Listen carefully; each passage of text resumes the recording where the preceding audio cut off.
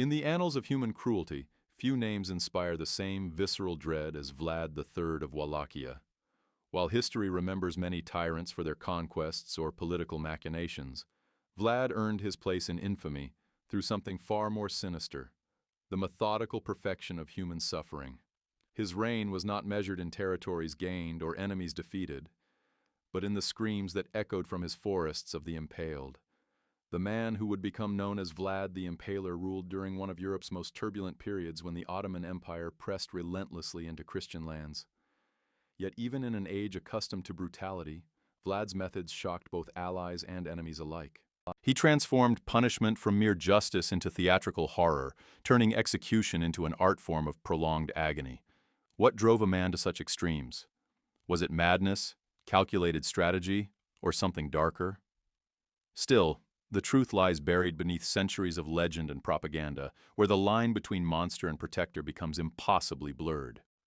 This is not merely the story of a cruel ruler, but an exploration of how power, when unchecked by conscience, can transform a human being into something far worse than any fictional monster.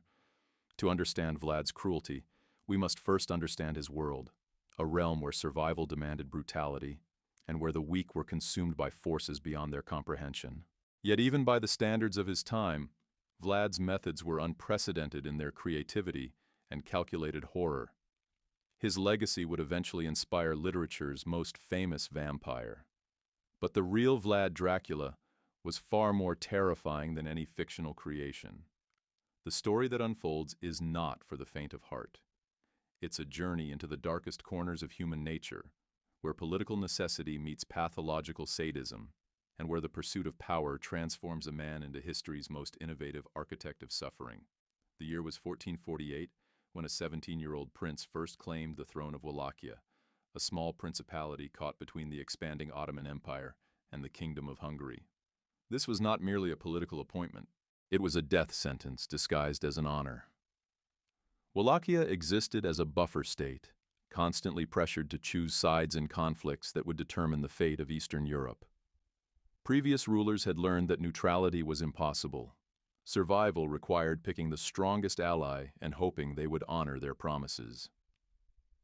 Vlad III Dracula, his surname meaning son of the dragon, inherited this impossible position from his father, Vlad II Dracul, who had himself struggled to maintain Wallachia's precarious independence.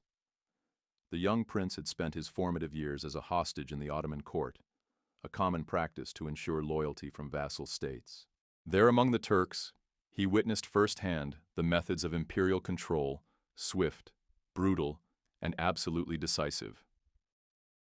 The Ottoman Empire did not rule through love or respect, but through the certainty that disobedience meant death. During his captivity, Vlad observed how the Ottomans used fear as a tool of governance. Public executions were not merely justice. They were theater designed to break the will of potential rebels. The young prince learned that mercy was often interpreted as weakness, and that sometimes the most effective way to prevent greater bloodshed was to commit acts so terrible that none would dare challenge your authority again.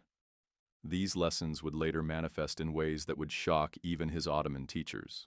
The political landscape of the 15th century Eastern Europe was a chessboard where human lives were expendable pieces. Betrayal was commonplace, alliances shifted with each military campaign, and rulers who showed compassion rarely lived long enough to regret it. Vlad's father had been assassinated by his own nobles, and his elder brother had been tortured and buried alive by Hungarian forces. These experiences taught the young prince that in his world there were only two types of people: those who inspired absolute terror and those who became victims. When Vlad finally secured his throne in 1456, he inherited a realm ravaged by civil war, threatened by foreign invasion, and populated by nobles who had murdered his father. The traditional response would have been political maneuvering, careful alliance building, and gradual consolidation of power.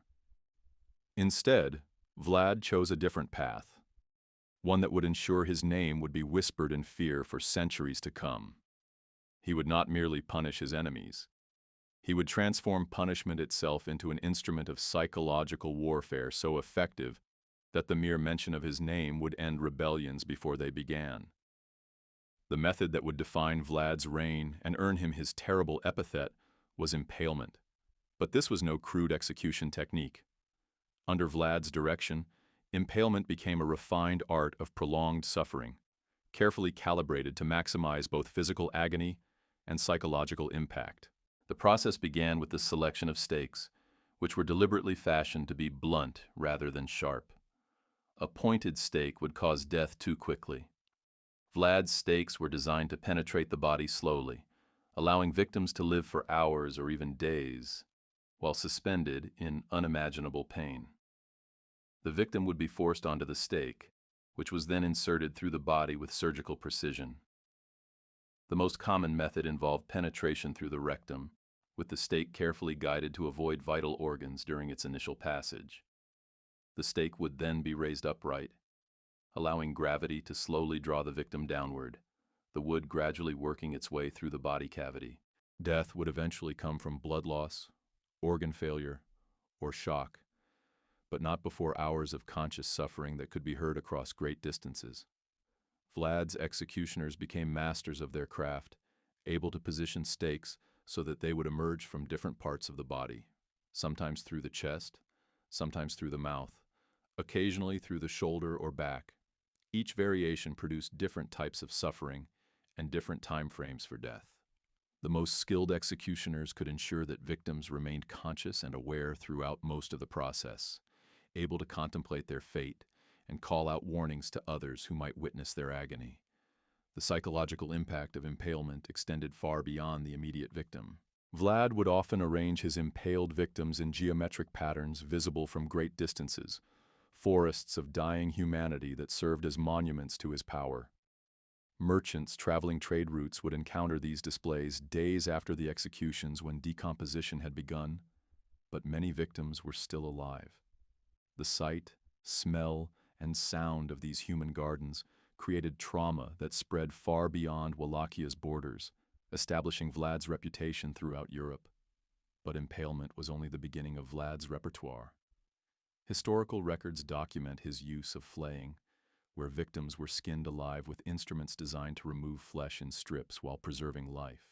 He employed boiling, where prisoners were slowly lowered into cauldrons of oil or water heated to specific temperatures that would cause maximum pain without immediate death. Crushing devices were used to break bones systematically, starting with extremities and working inward, allowing victims to anticipate each stage of their destruction while remaining conscious throughout the process. The most documented episode of Vlad's cruelty occurred in 1459 when he invited the noble families of Targoviste to an Easter feast. These were the same aristocrats who had conspired in his father's murder and had spent decades playing political games that weakened Wallachia. Vlad's invitation appeared to be a gesture of reconciliation, a new ruler, seeking to make peace with the established order. The nobles arrived in their finest clothing, bringing their families and expecting a celebration that would mark the beginning of a new era of cooperation.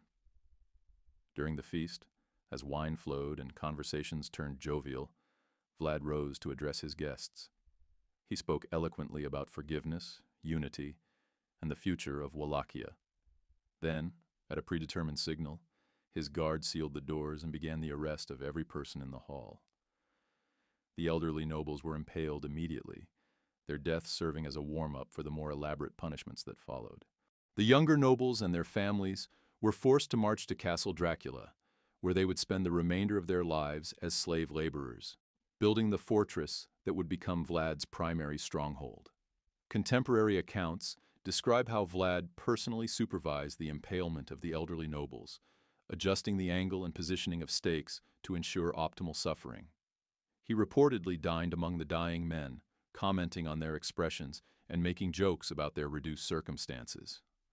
Witnesses noted that he seemed to derive genuine pleasure from their agony, occasionally pausing his meal to offer mockingly sympathetic words to his victims or to critique the technique of his executioners. The forced march to Castle Dracula became its own form of torture. Noble families who had lived lives of luxury were driven through mountain passes in their feast clothing, forced to work without rest until they collapsed from exhaustion. Many died during the construction of the castle, their bodies incorporated into the foundation as a symbolic gesture. Those who survived the initial construction were kept as permanent prisoners, their noble titles becoming cruel jokes as they performed the most menial labor under constant threat of impalement. This single event eliminated an entire generation of Wallachia nobility and sent a message throughout the region that traditional political protections no longer existed under Vlad's rule. The story spread rapidly through diplomatic channels, reaching courts in Hungary, Poland, and even Western Europe. Foreign ambassadors began to approach Wallachia with unprecedented caution, aware that diplomatic immunity might not protect them from a ruler who had demonstrated such creative disregard for established customs and social hierarchies. Foreign merchants and diplomats provided some of the most detailed accounts of Vlad's methods, as they were often spared execution in order to spread word of what they had witnessed. A German merchant named Jacob Rem described arriving at Turgovishta to find the central square transformed into what he called a forest of the dying. Hundreds of stakes had been arranged in concentric circles with victims in various stages of decay and death.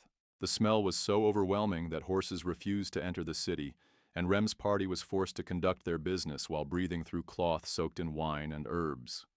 Sultan Mehmed II, conqueror of Constantinople and one of history's most ruthless military leaders, reportedly turned back from an invasion of Wallachia after encountering a field containing 20,000 impaled Ottoman prisoners. The Sultan, who had witnessed countless atrocities during his campaigns, was said to have remarked that he could not make war against a man who surpassed the devil himself in cruelty. This retreat by one of Europe's most feared military commanders served to enhance Vlad's reputation, and demonstrated that his methods were effective even against the most hardened warriors. A Hungarian diplomat named Toma Kakuzenos left detailed records of a dinner invitation at Castle Dracula, where he was forced to dine while watching freshly impaled prisoners die outside the dining hall windows. Vlad reportedly asked his guest whether the smell bothered him, and when Kakuzenos admitted it did, Vlad offered to have him impaled higher up where the air might be fresher. The diplomat realized this was not entirely a joke, and spent the remainder of the meal praising the effectiveness of Vlad's justice system. Perhaps the most chilling account comes from a Saxon chronicler who described Vlad's treatment of captured Ottoman soldiers.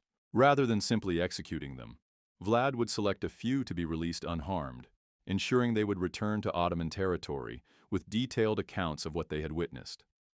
These survivors became unwilling ambassadors of terror, their testimonies more effective than any military victory in discouraging future invasions. The psychological warfare was so effective that some Ottoman commanders began avoiding Wallachian territory entirely, choosing longer routes that bypassed Vlad's domain. The consistency of these foreign accounts, despite coming from different time periods and various cultural backgrounds, suggests that the reports of Vlad's cruelty were not merely propaganda or exaggerated legends. The details provided by witnesses from Germany, Hungary, Turkey, and other regions aligned too closely to be dismissed as fabrication. These men had seen warfare, execution, and the casual brutality common to their era. Yet, they all described Vlad's methods as uniquely horrifying, suggesting that his cruelty exceeded even the brutal norms of the 15th century Europe.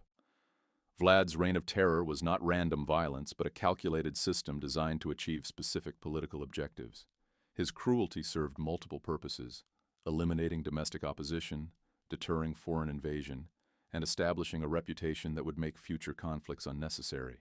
In an era when military strength was often determined by the size of armies and the wealth of treasuries, Vlad discovered that reputation alone could be more effective than conventional power.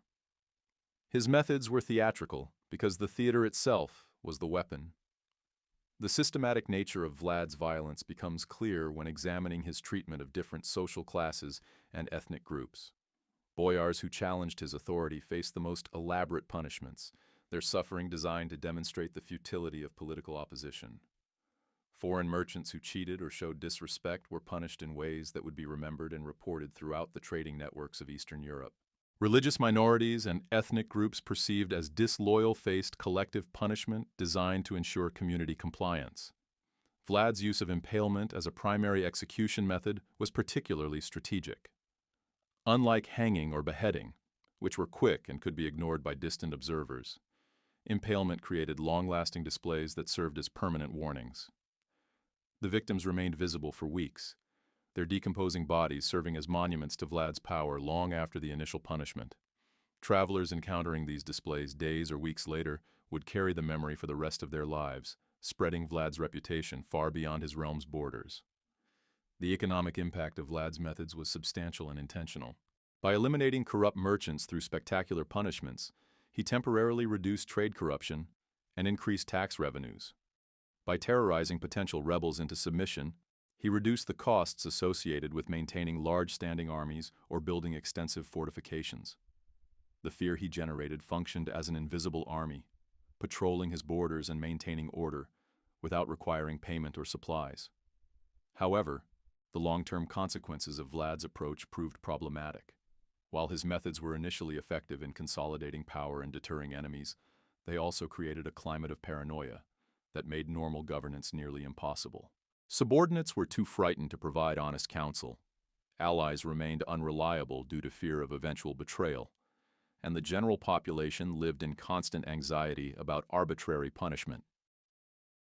The system that had granted Vlad absolute power also isolated him completely, making him dependent on fear as his only tool of governance. The most notorious incident in Vlad's reign occurred in 1462, when he invited a group of Ottoman ambassadors to his court under the pretense of diplomatic negotiations. These were not mere messengers, but high-ranking officials representing Sultan Mehmed II, sent to demand increased tribute payments and discuss terms for Wallachia's continued vassalage. The ambassadors arrived expecting the usual diplomatic protocols, formal ceremonies, negotiated agreements, and the subtle dance of international relations that characterized medieval diplomacy. When the Ottoman delegation refused to remove their turbans in Vlad's presence, claiming religious obligations, Vlad appeared to accept their explanation graciously. He told the ambassadors that since their turbans were so important to them, he would ensure they never had to remove them again. The diplomats likely interpreted this as a respectful accommodation of their religious practices. Instead, Vlad ordered his guards to nail the turbans directly to the ambassadors' skulls, using long iron spikes, permanently attaching the headwear to their heads. The ambassadors were then impaled while still wearing their spiked turbans, their death serving as Vlad's official response to Ottoman diplomatic demands. But the horror did not end with their execution. Vlad ordered the bodies to be displayed prominently along the main road leading to Ottoman territory, positioned so that other diplomatic missions would encounter them before reaching the Wallachia court. The message was unmistakable. Diplomatic immunity held no meaning in Vlad's domain. This incident marked a definitive break in Vlad's relationship with the Ottoman Empire and demonstrated his willingness to violate the most basic principles of international law. The murder of ambassadors was considered one of the gravest possible offenses in medieval diplomacy, an act that justified immediate military retaliation and marked the perpetrator as an enemy of civilized nations. Vlad's decision to not only kill the ambassadors but to do so in such a spectacular manner indicated that he had moved beyond rational political calculation into a realm of pure psychological warfare. The Ottoman response was swift and overwhelming. Sultan Mehmed II, who had previously been content to collect tribute from Wallachia, now committed substantial military resources to Vlad's destruction. The ambassador incident had transformed a manageable political relationship into a personal vendetta between two of history's most ruthless leaders. The resulting conflict would push Vlad's methods to even greater extremes and ultimately contribute to his downfall. As Ottoman forces advanced into Wallachia in 1462, Vlad implemented what military historians now recognize as one of history's most extreme scorched earth campaigns. Rather than simply destroying resources to deny them to the enemy, Vlad transformed his own territory into a landscape of psychological horror designed to break the morale of invading forces. Villages were not merely burned, but were repopulated with impaled residents, creating the appearance of normal settlements that revealed their true nature only upon close approach. The retreating Wallachian forces left behind carefully staged scenes of atrocity at regular intervals along the Ottoman advance route. Wells were poisoned not just with traditional toxins, but with the decomposing bodies of impaled victims, ensuring that even the water supplies carried visual reminders of Vlad's power. Granaries were filled with mutilated corpses instead of grain, and what appeared to be food supplies from a distance revealed themselves to be elaborate displays of human remains arranged to maximize psychological impact.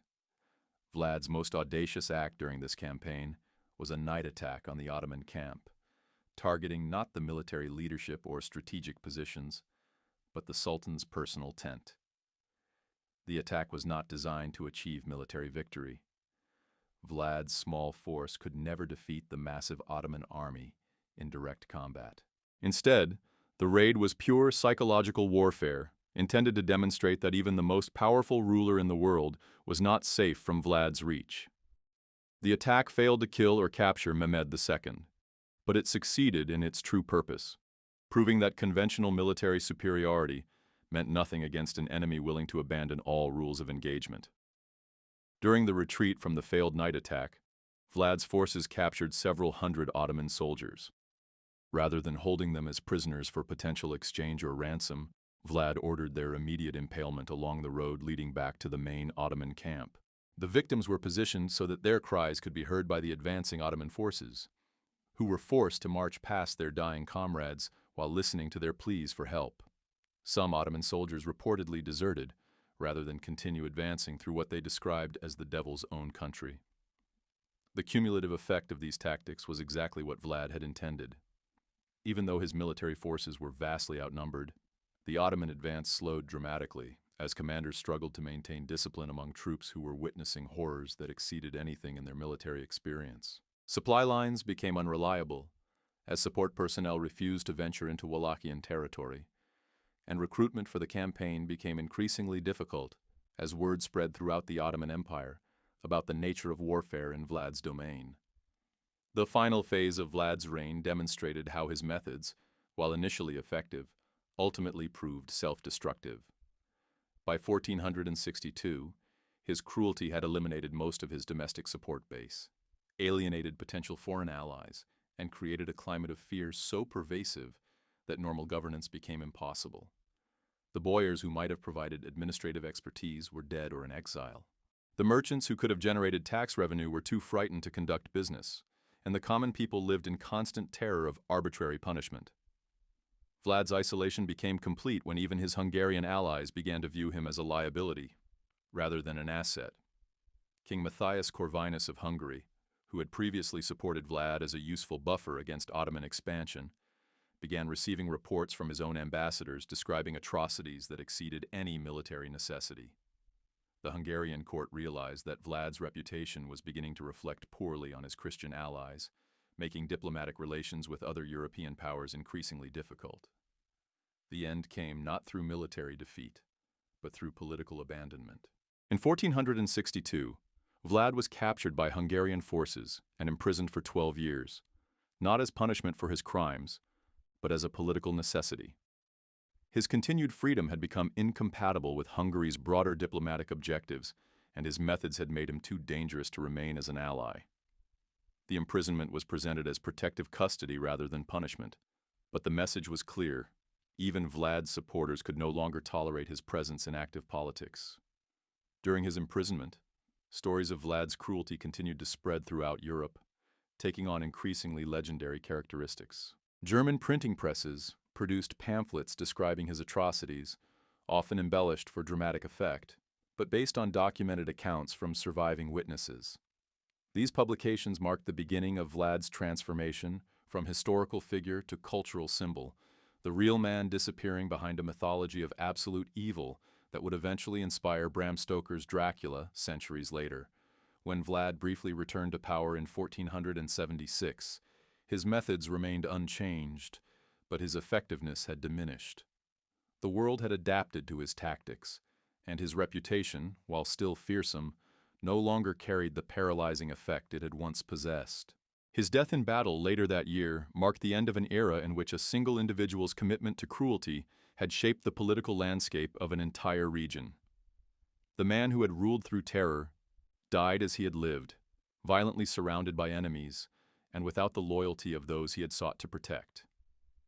The legacy of Vlad the Impaler extends far beyond the borders of 15th century Wallachia, influencing literature, political theory, and our understanding of power's corrupting potential.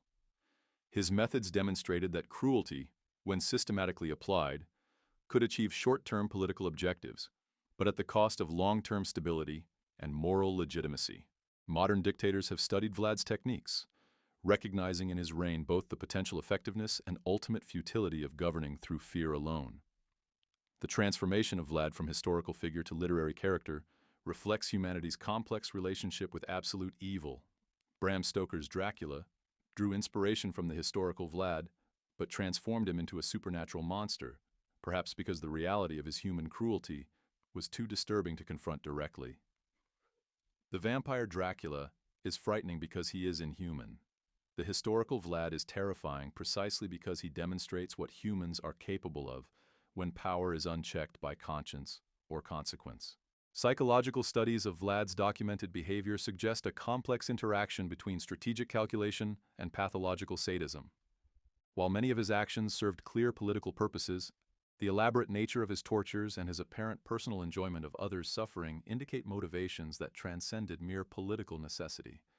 His case has become a subject of study for researchers investigating the psychology of political violence and the conditions that transform rational actors into agents of systematic cruelty.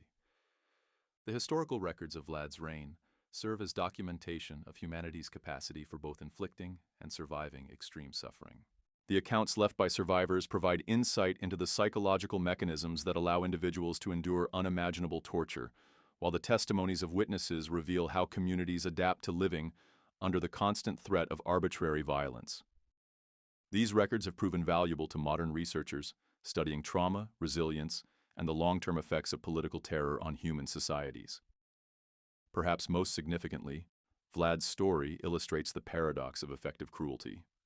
While his methods achieved their immediate objectives of consolidating power and deterring enemies, they also created the conditions that ultimately led to his downfall. The fear that made him powerful also made him isolated. The reputation that protected him also made him politically toxic, and the methods that eliminated his enemies also destroyed the social structures necessary for stable governance. His reign serves as a historical case study in the self-limiting nature of power, based entirely on fear and the inevitable consequences of abandoning moral constraints in the pursuit of political objectives. In examining the life and methods of Vlad the Impaler, we confront uncomfortable truths about human nature and the corrupting influence of absolute power. His story forces us to consider whether the capacity for such elaborate cruelty exists within all of us, waiting for the right combination of circumstances, opportunity, and justification to emerge. The historical record suggests that Vlad was not born a monster, but was shaped by his experiences into something monstrous, raising disturbing questions about the malleability of human conscience under extreme conditions. The effectiveness of Vlad's methods, even as we recoil from their brutality, challenges our assumptions about morality and political necessity. His reign achieved its stated objectives. Domestic opposition was eliminated, foreign invasions were deterred, and political stability was maintained for over a decade. Yet the cost of this success was measured not only in the lives of his victims, but in the destruction of the social bonds and moral frameworks that make civilized society possible. His legacy asks us to consider whether any political objective can justify the deliberate infliction of such suffering, and whether power maintained through fear can ever be truly legitimate. The story of Vlad the Impaler serves as a warning about the fragility of the moral constraints that separate civilization from barbarism. In our modern world, where technology has made both surveillance and violence more efficient than ever before, his methods remind us that the capacity for systematic cruelty remains present in human societies. The same organizational skills, technological innovation, and psychological insight that he applied to torture could easily be adapted to serve similar purposes in contemporary contexts. Perhaps most troubling is the recognition that Vlad's cruelty was not the product of madness or irrationality, but of a clear-eyed assessment of political reality. His methods worked because he understood human psychology better than his contemporaries, recognizing that fear could be more effective than affection, that reputation could substitute for military strength, and that the threat of extreme punishment could maintain order more efficiently than complex legal systems. This calculated nature of his cruelty makes it more rather than less frightening, as it suggests that such methods could be deliberately chosen by rational actors, who conclude that the benefits outweigh the moral costs. The enduring fascination with Vlad's story, from medieval chronicles to modern horror films, reflects our need to grapple with these uncomfortable realities about power, violence, and human nature. By examining his reign in detail, we honor the memory of his victims while learning valuable lessons about the conditions that allow such figures to emerge and the importance of maintaining moral boundaries even in the face of political necessity. His story reminds us that the price of civilization is eternal vigilance against those who would trade human dignity for political expedience, and that the capacity for both great evil and great resistance to evil lies within us.